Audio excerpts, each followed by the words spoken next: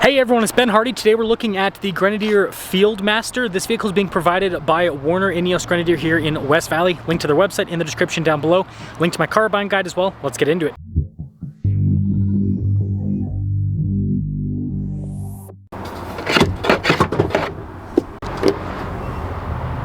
Powering this is a turbo 3-liter inline 6 that goes through an 8-speed automatic transmission. Now, fuel economy is stated to be 15 around town, 15 on the highway. With mine, I average 17 to 18 miles per gallon with tires that are larger than stock. Power outputs are 282 horsepower and then 331 pound-feet of torque. Before we move forward with this review, I do want to mention if you want to see more videos just like this, then I recommend you subscribe because I post content every single day. So just like classic off-roaders, this has a very upright windshield. And you notice, just like a G-wagon, how you've got the large fenders there on either side, and then you've got that hood in the center, which creates a distinctive taper. You've got these circular headlights with really cool daytime running lights, and then you've got off-road lights here in the center of the grille. This is a real hardcore bumper with parking sensors integrated. You also get recovery points underneath and skid plate protection. And when you put it all together, it looks like classic off-roaders, which is kind of the point.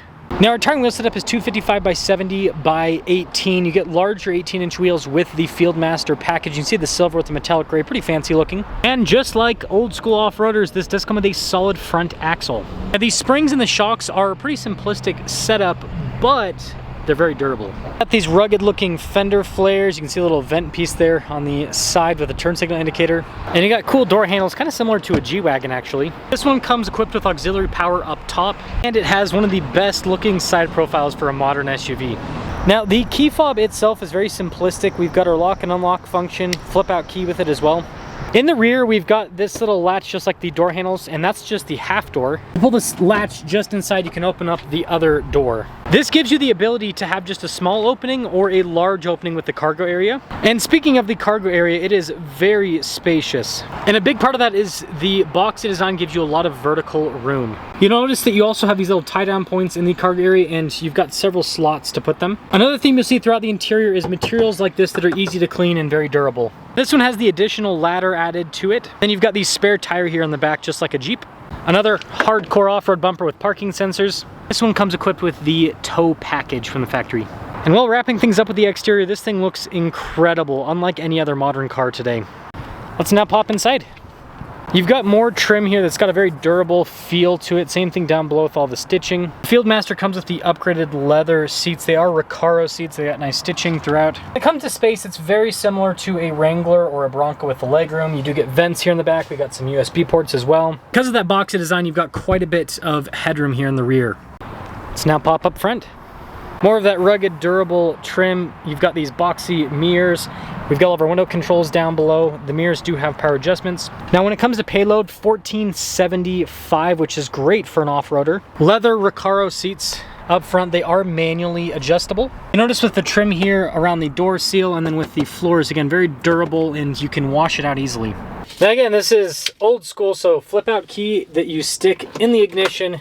I think it goes with the theme really well. Now, I've got this fun 2-spoke steering wheel with really nice trim all around. You've got certain sections that are perforated on the steering wheel, and of course the little Grenadier logo at the bottom. It does come with standard cruise control. You've got your little toot function, which is a bicycle horn. There's a traditional horn just there in the center too. And I do want to mention the radio controls here are very user-friendly, and just traditional stalks on the back, also user-friendly. This right here is your warning cluster, so you can notice I don't have my seatbelts on, so it's letting me know that my seatbelt's not on, but this is where your check engine light and all that kind of stuff would pop up. And that means that you have an unobstructed view over the hood because the dash isn't raised for a traditional gauge cluster, which I really like for visibility both on-road and off. Now we've got a backup camera in reverse. It's not the best resolution, but again, this car is not about tech. Now, the actual gauge cluster is on the left side of the infotainment screen. It's always visible, lets you know your speed, what gear you're in, fuel range, all of that important information. And then as for the infotainment system itself, it is pretty quick to respond. It does take a second for some of the pages to load up. You can see like the off-road page, for example.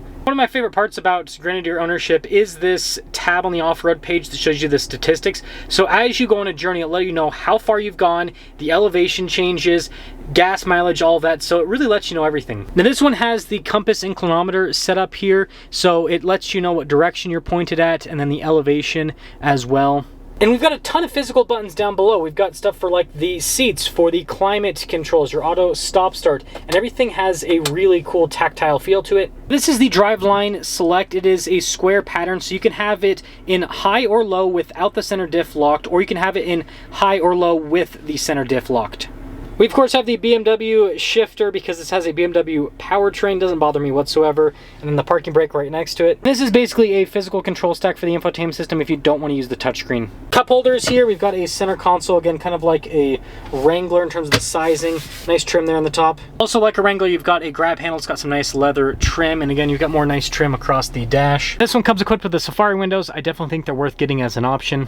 Now just like an airplane, we've got this cockpit style of controls up top. Now this first section is basically the auxiliary section, so if you add items to the car, you'll time to these switches. We've got the diff locks for the front and for the rear. We have our off-road mode and our waiting mode. You've got your controls for the lights. You can change the leveling of the lights, which is a nice feature.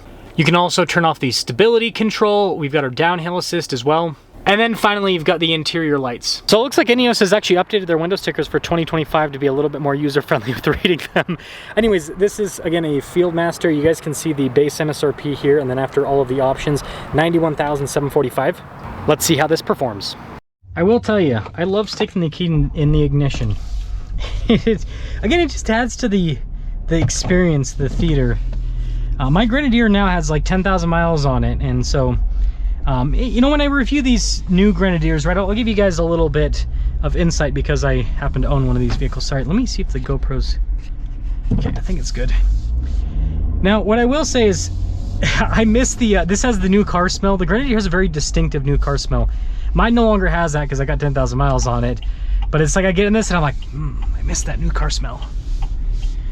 But that's how it works. That's how they convince you to buy new cars. It's the new car smell. Now the Fieldmaster is basically just adding luxury options as kind of standard. If you don't know, the Grenadier is a la carte.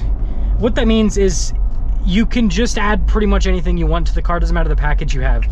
And so the reason why you get the Fieldmaster is it has the luxury stuff that you're already gonna add anyways, and so then you just get the package that has it standard. Now what I will say is, what I've noticed on the used market is Fieldmasters and Trial Masters seem to be selling for a little bit more than the base Grenadiers, even if they have the same options, because a lot of dealers don't know what these are. It makes sense, right? It's a new car from a new car company. And so they just plug it into the, you know, value calculator and they go, oh, well, this is a Fieldmaster, so it's worth this. This is a base, it's worth this, even if they have the same options. So just understand that if you're gonna, so the point I'm trying to make here is, if you're gonna add the luxury options anyways, or the off-road options anyways, get the Fieldmaster, get the Trial Master. Just my 2 cents there. It'll get you guys a little bit of resale value down the road. And again, you're spending the money anyways. If you take a base model Grenadier and all the options, it's the same price as a Fieldmaster, Trial Master with the options. Now, this is a utilitarian vehicle. It has solid axles front and rear. It's got, again, the shocks and the suspension are nothing fancy, right? It's just a normal fixed system. It's not like adaptive or anything like that. But that's the point. It's supposed to be rugged. It's supposed to be durable. Now, I will say, for what this is, it is extremely comfortable and extremely daily drivable. Like, when you look at the kit that this has and how heavy duty this is, it should ride like complete crap, right? Because if you look at vehicles in the past that were constructed like this, that was the case. This drives really well. It's really refined for what it is. What I would say in terms of comfort and everything is, it's a bit better than like a new Wrangler or Bronco. It's not that much better, but it's a bit better. And so again, I would never call it luxury by any means, but for like a hardcore off-roader, I guess you could call it luxury. Now the engine is fantastic. It's got lots of low-end torque, as you can see here. It's an inline 6, so it's very smooth with the power delivery, and it's just, there's always power no matter when you get into the throttle. I mean, obviously it's got a build up boost a little bit, but it has the torque at like sub 2000 RPM. I think it's like 1700 RPMs. I know it's sub 2000. So you get a lot of torque early on. The only downside with this car, in my opinion, as someone who's owned one for a year, like the biggest downside in terms of like driving, is there is a little bit more tire noise, wheel noise than you get in some other cars. But again, it's not that bad, and it's like you get used to it in like 5 seconds, and then you're just like, I love this car. Because the big appeal to the Grenadier is the capability and the durability as well. This vehicle weighs probably about 6,462, 63. Well, let's see. Okay, so 77 gross vehicle weight rating. Was it 1,400 for the payload? So yeah, you're looking like 6,300 pounds roughly. It's a heavy vehicle, but that's because everything is mega overbuilt. Like, good luck trying to break one of these. you take a Bronco or a Wrangler, you can break one of those super easy, but this, it's heavy duty. It's a heavy duty off-roader. So in conclusion, here at the Fieldmaster, this gives you a lot of the luxury equipment as standard. So if you're going to add stuff like the leather seats and the heated seats and all that kind of stuff, then I would look into getting the Fieldmaster, because it already adds that stuff as standard equipment. And so it saves you the hassle of having to click more boxes. And like I said, it gets you a little bit better. From what I've seen so far, when I see these for sale at dealers, it seems like it gives you a little bit better resale value as well. I do want to mention, I'll just mention both reviews. I'm going to have a review on the Fieldmaster and the Trial Master. So if you want to see the more like, I mean, this is still all off-road because it already has locking diffs and everything added to it, but if you want to see the Trial Master, that's kind of the more dedicated off-roader, has the steel wheels and everything, then go look for that review. And also a review on the Quartermaster as well.